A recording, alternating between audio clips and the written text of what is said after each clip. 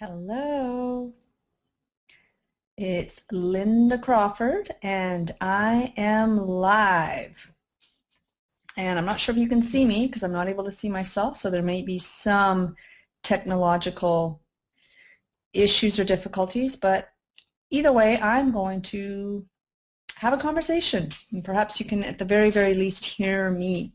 So welcome. Apakabar is also what I wanted to start with, which of course is a warm hello in Balinese. So my topic today was to speak a little bit about the importance of retreating and the blessing and gift in it. And for those of you who follow a little bit about through the Creating Calm Network, my Inspiring Voices radio show, the last Sunday of every month.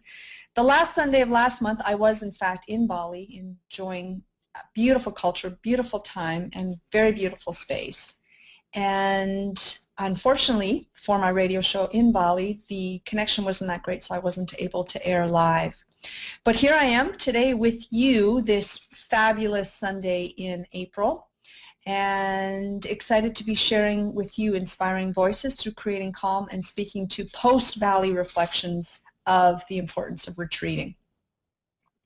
And really for the purposes of this show, just wanting to speak to the truth of the fact that retreating is what humans have been doing for decades in honoring the celebration of going within, whether alone or in community, to truly afford the opportunity for quiet, for time and solace, time alone, time in nature, time with music, dance, art, and in community.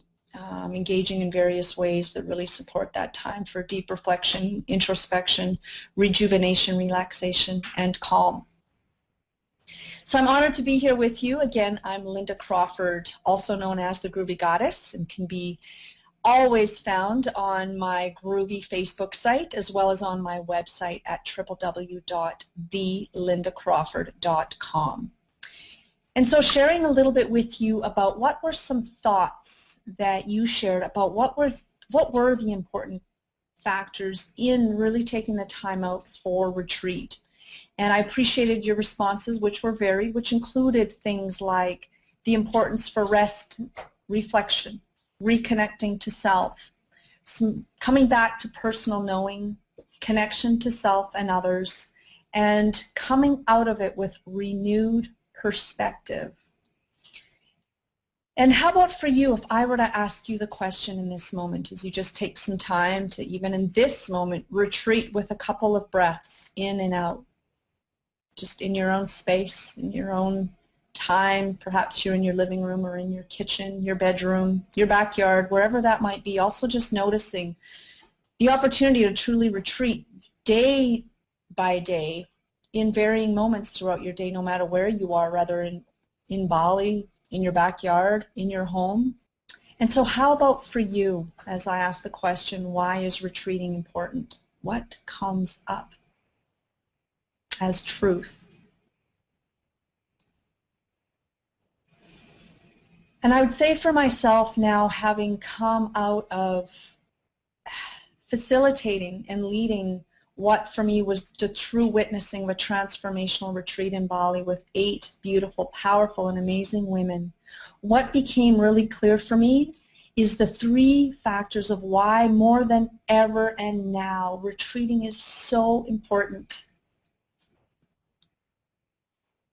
And for me, what came true in having the women share their stories is that stress is at an all-time high.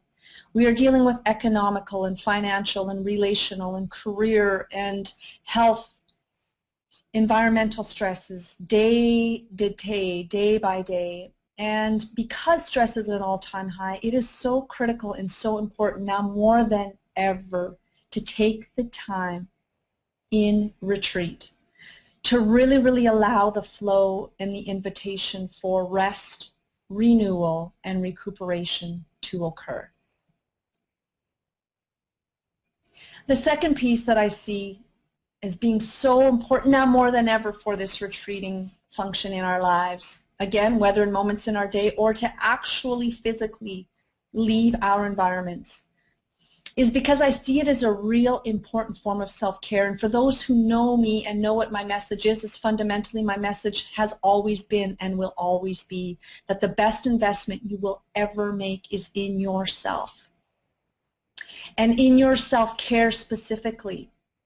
As we are whole and total in our body, in our mind, and in our spirit, our capacity to live a full life, a quality life, is enhanced a billionfold.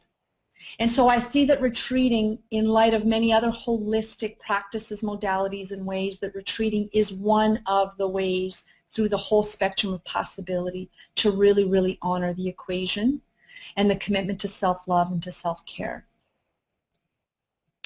And third, which I see is so important to remember in the whole highlighting of why retreating is so important and why you get to have that experience, is fundamentally because you're worth it. You are worth it. You are worth finding ways, resources, the time, the money, the energy, the focus, and the commitment to doing and making whatever needs to happen in your life for the opportunity and the experience of self-care through retreating. And so the sky is the limit in terms of what's possible in the ways in which you get to, once again, remember that stress is at an all-time high, to know that retreating is a form of self-care and that you're worth it. And so how to make that happen, how to make this idea of retreating happen. And for me, I'm still boiling with the renewed beauty, Bali bliss of being reminded of how important it is. And so how to make retreating happen in your life fundamentally comes down to making the decision you're going to make it happen. That's truly where it starts, and that's where it started for me a year ago after my own solo retreat in Bali, and recognizing how important it was for my own inner healing and opportunity for transformation. Was making the decision to come back, to allow that for myself again, and to engage in facilitating that process for other women. So fundamentally, how making the decision to the fact that you are going to do it. And number two, taking inspired actions post that decision to actually put it into place. And so whatever those inspired actions are, maybe it's committing to ensuring that you have childcare issues handled, or maybe that you facilitate taking time off your work so that you can take, you know, the amount of time necessary to allow you to retreat for a period of time. Or maybe it's that you go out and buy a backpack to pack all of the necessary belongings for your next retreat, or that you go buy your favorite candles. Whatever those actions are that mirror the commitment that you're saying to yourself about, yes, I see the importance of retreating as a form of self-care. The next piece is getting support in order to make it happen. And so what are the ways in which you need to support yourself internally to ensure that you're not sabotaging your efforts to creating a retreat in your life, and then also to ensure those outside influences and factors that will support you in ensuring that your capacity to retreat is totally and completely handled with flow and ease. And the last piece about how to make retreating happen is to make sure and to ensure that you're enjoying yourself in the process of committing to making sure that retreating is a part of your lifestyle, and the ability to give yourself the full permission to land fully into the art of retreating.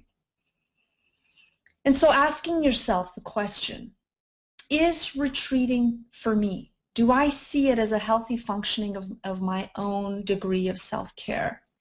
And simply seeing whether the answer is a yes or a no around that.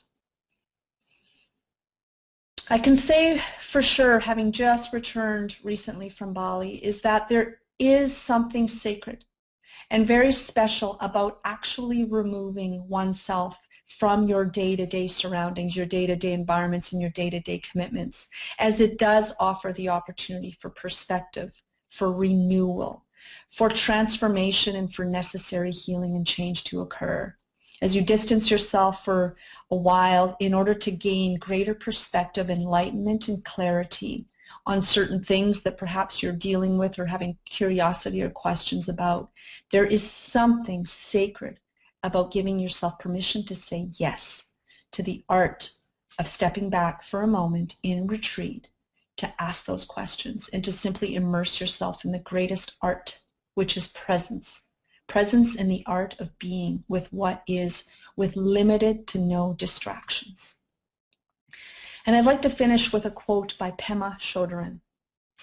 We work on ourselves in order to help others, but we also help others in order to work on ourselves.